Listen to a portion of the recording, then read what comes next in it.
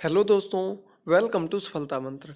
अब आप लोग मेरे वीडियोस को अनअकैडमी की लर्निंग ऐप पर भी देख सकते हैं। इस पर आपको मेरे सभी यूपी टीईटी सीटेट से रिलेटेड इंपॉर्टेंट वीडियोस मिल जाएंगे, कोर्सेज मिल जाएंगे। उस पर मैं आपके लिए कोर्सेज लाता रहता हूं, तो इसके लिए आपको मुझे फॉलो करना होगा और नीचे दिए लिंक से जाकर आप लोग मुझे फॉलो कर सकते हैं। थैंक यू दोस्तों, जैसा कि आप सभी लोगों को मालूम होगा और मैंने कल बता भी दिया था कि जो 69,000 भर्ती हुई हैं इनकी कल ऑफिशियल आंसर की जारी कर दी गई थी। हालांकि उसमें कुछ गलतियां हैं, कुछ त्रुटियां हैं, लेकिन ज़्यादा से ज़्यादा क्वेश्चन जो है उसमें सही आंसर दिए गए हैं। लेकिन फिर भी कितनी भी सही करें, कितना भी कुछ करें, लेकिन हर बार इनके 2-3 क्वेश्चन तो बिल्कुल एग्जैक्ट गलत होते ही हैं। तो दोस्तों, आज के इस पार्ट में हम लोग इसी बात में चर्चा करेंगे और जो जिन प्रश्नों पर आपत्ति है, जो लोग 1-2 नंबर से रह रहे हैं, कोशिश करेंगे कि वो सभी लोग इस भर्ती में शामिल हो जाएं और आगे की जो प्रोसेस होगी उसके लिए पूरा जो आपत्ति जैसे दर्ज करानी है, क्या उसकी प्रोसेस है, वो सभी के बारे में इस पार्ट में हम लोग चर्चा करेंगे। क्योंकि दोस्तों, पिछली बार आपत्ति जो ली गई थी वो मेल आईडी के द्वारा मेल करके ली गई थी, लेकिन इस बार उन्होंने पूरा प्रोसेस जो था आपत्ति लेने का वो चेंज कर दिया है, अलग वेबसाइट बनाई है। तो दोस्तों, पहले क्वेश्चन देख लेते हैं कि कौन कौन से क्वेश्चन ऐसे हैं जिनमें आपको नंबर मिल सकता है और आपके नंबर बढ़ सकते हैं। तो दोस्तों, इस वीडियो को अंत तक देखिएगा और अपने सभी दोस्तों के साथ शेयर जरूर कर दीजिएगा ताकि सभी लोगों को इस बारे में जानकारी मिल जाए। तो दोस्तों, चलिए नीचे बढ़ते चलते हैं। मैथ में कोई गड़बड़ी नहीं हुई थी। गड़बड़ी सबसे ज़्यादा जो हुई है वो आपको मिलेगी जो करंट अफेयर का क्वेश्चन था और इसके अलावा जो जीएस का क्वेश्चन था उसमें गड़बड़ी मिलेगी। तो दोस्तों देखिए, 11वां क्वेश्चन इसमें दिया गया, नाथ पंथ नामक संप्रदाय के प्रवर्तक कौन हैं। वैसे दोस्तों, अगर प्रवर्तक की बात की जाए तो आपको मत्स्येंद्र नाथ ही मिलेंगे, लेकिन जो प्राइमरी की पुस्तकें चलती हैं उत्तर प्रदेश में उसमें इस बार एक नया चैप्टर ऐड किया गया। अभी पिछली बार किया गया था कि गोरखनाथ, गुरु गोरखनाथ। तो जब आप लोग उस चैप्टर को पढ़ेंगे तो उसमें साफ साफ दिया है कि नाथ पंथ के और नाथ साहित्य के जो संप्रदाय के प्रारंभ करता है वो मत्स्येंद्र नाथ एवं गोरखनाथ दोनों हैं। तो दोस्तों, यहाँ से आप लोगों का एक नंबर बनेगा। निश्चित ये नंबर तो बढ़ेगा ही, आप लोग आपत्ति करिएगा अधिक से अधिक संख्या में और उसकी प्रोसेस भी आगे हम लोग चर्चा करेंगे। बाकी ये क्वेश्चन सभी सही है। तो दोस्तों, ये देखिए जो 13 नंबर क्वेश्चन दिया गया जिसका आंसर दिया गया नरसिंह देव वर्मन द्वितीय, इन्होंने कैलाशनाथ मंदिर का निर्माण कराया, यही ऑप्शन में दिया गया। लेकिन कुछ लोग कह रहे हैं कि इसमें महेंद्र वर्मन जो है इन्होंने इसका निर्माण करवाया था और नेट से इन लोगों ने प्रूफ भी निकाल कर दिए हैं। तो दोस्तों, यदि इस क्वेश्चन में भी आप लोगों को आपत्ति लग रही है तो कमेंट बॉक्स में बताइएगा। मैं सिर्फ आप लोगों की राय लेना चाहता हूं, फिर आगे की पूरी प्रोसेस आगे करते चलेंगे। आप लोग ये मत सोचिएगा कि मैं आपके लिए गलत कर रहा हूं या मैं सिर्फ अपने फ़ायदे के लिए कर रहा हूं। मैं ये जो कुछ भी आपके लिए क्वेश्चन ढूंढ कर ला रहा हूं ये सभी आपके फ़ायदे के लिए ही है, ताकि ज़्यादा से ज़्यादा लोगों को अच्छे और जो लोग जिन्होंने मेहनत की थी और 1-2 नंबर से रह रहे हैं उन सभी को इसमें अधिक से अधिक संख्या में फ़ायदा मिल सके, इसलिए मैं पूरी अपनी तरफ से कोशिश कर रहा हूँ। कल से मुझे लगभग 100-200 कॉल आ चुकी हैं और व्हाट्सएप पर जाने कितने मैसेज पड़े अभी मैंने चेक नहीं कर पाए हैं। जो वो सिर्फ इसीलिए आए हैं कि सिर्फ जो 1-2 नंबर से रह रहे हैं उनको समस्या हो रही है, वो बहुत ही ज़्यादा परेशान है। तो दोस्तों, परेशान होने की बात नहीं है, मैं पूरा आप लोगों का सहयोग करूँगा, आपके साथ में लगा हुआ हूँ और जितना ज़्यादा से ज़्यादा हो सकता है आप लोगों की पूरी हेल्प करूँगा। तो दोस्तों, इसी प्रकार से जुड़े रहिए हमसे और आगे भी। अब आप लोगों की जो सीटेट की एग्ज़ाम की डेट भी जारी हो गई, आप लोगों ने चेक कर लिया होगा। सीटेट जो नेक्स्ट ईयर आएगा, जो लोग इस बार रह गए थे, 7 जुलाई को उसका भी पेपर होगा। तो आप लोग ये भी उसकी भी तैयारी में अभी से लग जाइए। मैं भी आप लोगों की अभी तैयारी प्रारंभ करवा दूंगा। तो इसी प्रकार से उसमें भी जुड़े रहिए। जो लोग इस भर्ती में शामिल नहीं हो पाए हैं या कुछ कारणों से नंबर उनके कम रह गए हैं, तो दोस्तों वो सभी लोग दोबारा कोशिश करें, जारी रखें, अच्छे से पढ़ाई करते रहें। हारना नहीं है, बस एक चीज़ जान लीजिए, हारना नहीं है। कोशिश करते रहिए, कभी ना कभी सफलता निश्चित मिलेगी। यदि आप लोग ऐसे डर जाएंगे, हार जाएंगे, तो फिर आगे की रास्ता जो होता है वो बहुत कठिन हो जाएगा आप लोगों का। तो दोस्तों, अब आगे बढ़ते हैं। आगे जो क्वेश्चन 2-3 क्वेश्चन और बचे हुए हैं जिनमें आपत्ति की संभावना है। इसके बाद ये जो 99 नंबर क्वेश्चन है इसमें देखिए दिया गया है कि प्रायद्वीपीय भारत के दक्षिणी पॉइंट कन्याकुमारी स्थित है। तो देखिए दोस्तों, कन्याकुमारी इस प्रकार से भारत का मैप है, तो इसमें कन्याकुमारी पॉइंट जो है वो दक्षिण में स्थित है यहाँ पर, और ये जाती है भूमध्य रेखा, ये इसके नीचे मकर रेखा और इसके ऊपर होती है कर्क रेखा। तो दोस्तों, जो मकर रेखा होती है इसके भी दक्षिण में है, भूमध्य रेखा होती है इसके भी दक्षिण में है। तो यानी कि इसके 2 ऑप्शन सही हो रहे हैं, एक तो दूसरा और इसके बाद चौथा। अब इसमें आप लोग मुझे बताइएगा कि जो मैं आपको ये लॉजिक बता रहा हूँ ये सही है या आप लोगों के हिसाब से कुछ अलग जो उन्होंने दिया है वो सही है।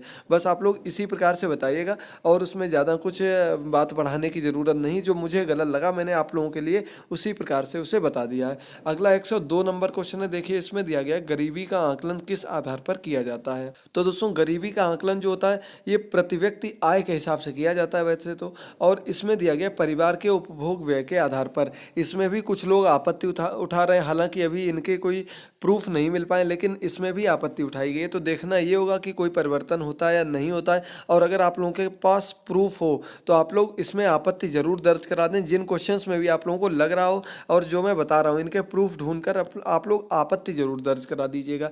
इसका दोस्तों अगला 103 नंबर क्वेश्चन है, इनमें से भारत की संविधान सभा के पहले अध्यक्ष कौन थे। तो दोस्तों इसमें देखिए ना ही स्थायी दिया गया, ना ही अस्थायी दिया गया है, ना ही कार्यवाहक दिया गया है। तो इसमें सीधे दे दिया गया प्रथम अध्यक्ष कौन थे। तो सच्चिदानंद सिन्हा भी सही है और इसका डॉक्टर राजेंद्र प्रसाद भी सही है। तो मेरे हिसाब से इसमें तो कंफर्म आप लोगों को एक नंबर मिलना जो बिल्कुल कंफर्म है, क्योंकि राजेंद्र प्रसाद जो थे ये स्थायी अध्यक्ष थे और ये सच्चिदानंद सिन्हा जो थे ये अस्थायी तौर पर एक दिन के लिए बनाए गए थे। तो यहाँ पर कोई इसका जिक्र नहीं किया गया है, इस वजह से उम्मीद है इसमें कॉमन एक अंक सबको मिलने की संभावना है। 1 और 2 दोनों ऑप्शन सही माने जाएंगे। अब एक क्वेश्चन और बचा हुआ है, उस पर भी बात कर लेते हैं आगे।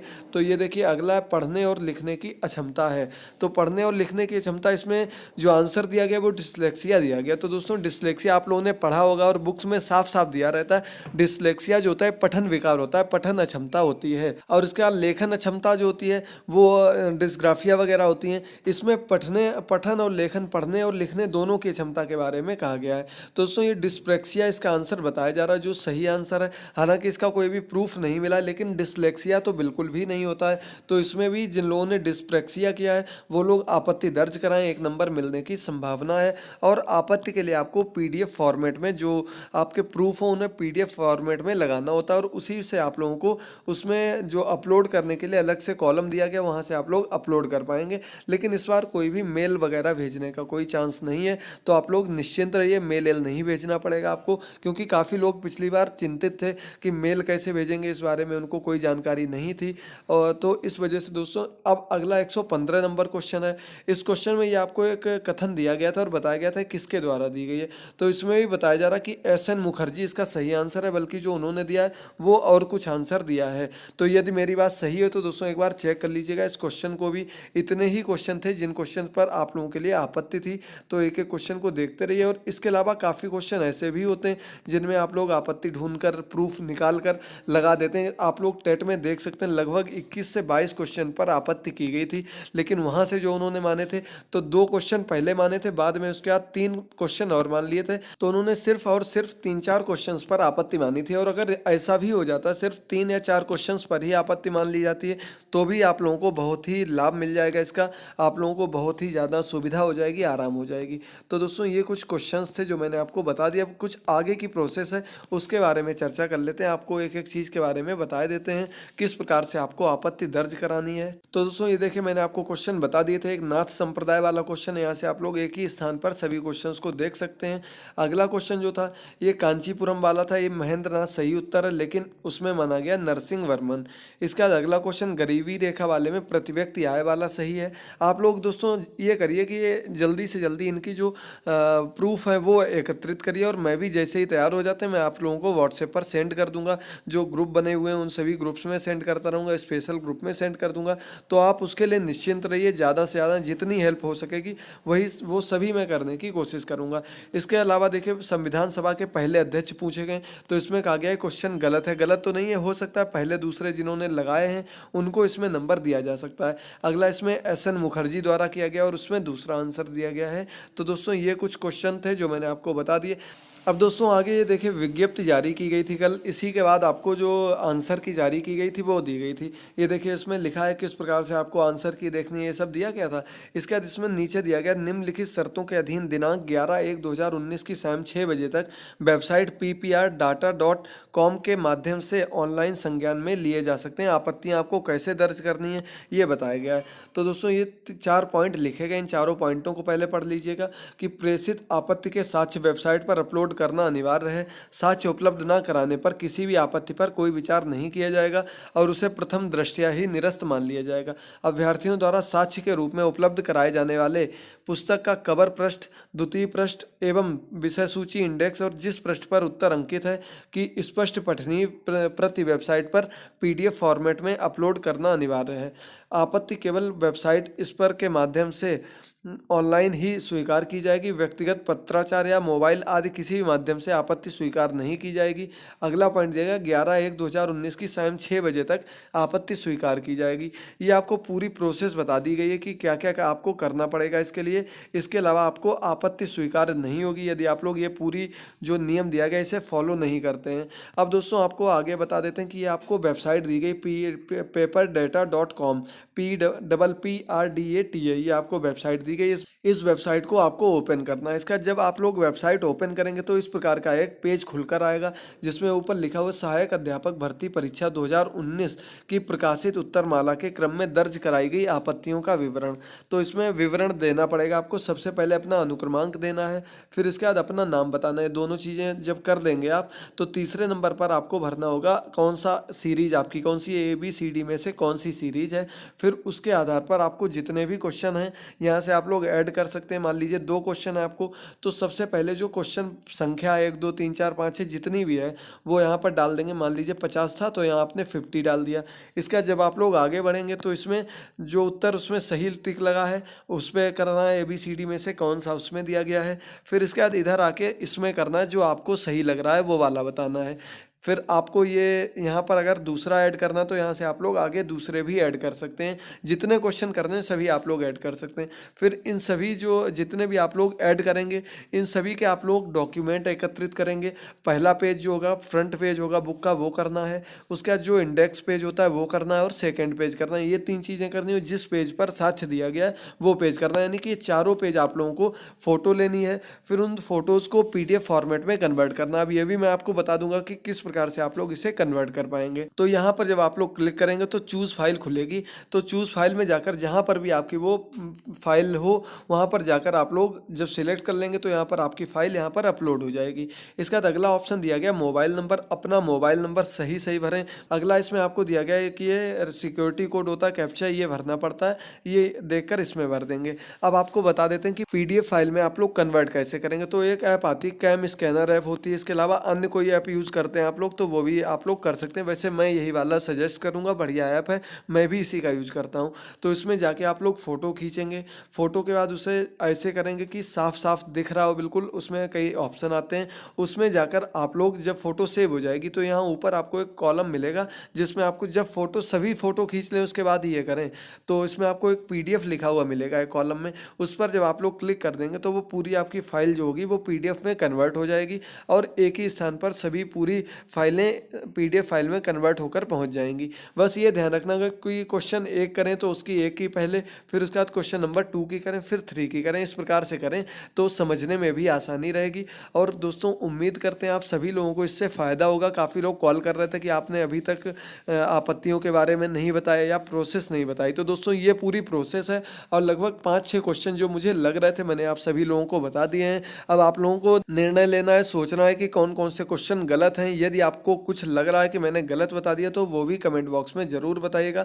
और अगर आपको अच्छा लगा हो तो दोस्तों शेयर ज़रूर कर दीजिएगा ताकि सभी लोग, जितने ज़्यादा से ज़्यादा लोग आपत्ति करेंगे उतनी ही ज़्यादा चांसेस बनते हैं कि उस क्वेश्चन पर नंबर बढ़ने के। इसलिए ज़्यादा से ज़्यादा संख्या में आपत्ति करते रहिए। आगे अभी मैं आपको और कोई न्यूज़ होगी और कोई अपडेट होगी PDF जैसे ही मुझे मिल जाएगी सभी चीज़ें मैं आपको भेजता रहूँगा। आप लोग उन्हें यहीं से डाउनलोड कर लेंगे। बस इन सब के लिए आपको चैनल को सब्सक्राइब करना पड़ेगा और हमारे साथ जुड़े रहना पड़ेगा। तो आज के इस पार्ट में इतना ही दोस्तों। ये पूरी प्रोसेस थी जो आपको बतानी थी। इसका जल्दी दोस्तों फिर से मिलेंगे क्योंकि लीक की काफ़ी खबरें फैल रही हैं और बताया जा रहा है कि पेपर लीक हो गया था। तो इस मामले में आप लोगों को क्या कहना है दोस्तों। और वैसे मुझे पूरी उम्मीद है कि अभी तक जितने भी पेपर हुए सब में यही खबर फैल रही थी, लेकिन आगे जब रिजल्ट वगैरह देखा गया तो उसमें ऐसा कुछ देखने को नहीं मिला था। तो यदि ये दोस्तों फेक न्यूज़ है तो आप बिल्कुल भी इसे शेयर मत करिएगा क्योंकि इससे माहौल ख़राब खराब होता है और लोगों का मन खराब होता है। इसी की वजह से गलत कदम उठाते हैं लोग, घटनाएं जो नहीं होनी चाहिए थी वो घटनाएं घटित होती हैं। तो दोस्तों अगर बिल्कुल सही खबर है तो मैं आप लोगों का ज़रूर साथ दूंगा, और लेकिन अगर फेक न्यूज़ है तो प्लीज़ शेयर मत करिएगा जब तक आप लोग कंफर्म ना कर लें कि सही न्यूज़ है या नहीं है। तो दोस्तों आज के इस पार्ट में इतना ही। अगर वीडियो पसंद आई हो तो लाइक करना मत भूलें, अपने सभी दोस्तों के साथ वीडियो को अधिक से अधिक शेयर कर दें। कमेंट बॉक्स में अपने सजेशंस, विचार या क्वेश्चंस देना मत भूलें। थैंक यू दोस्तों।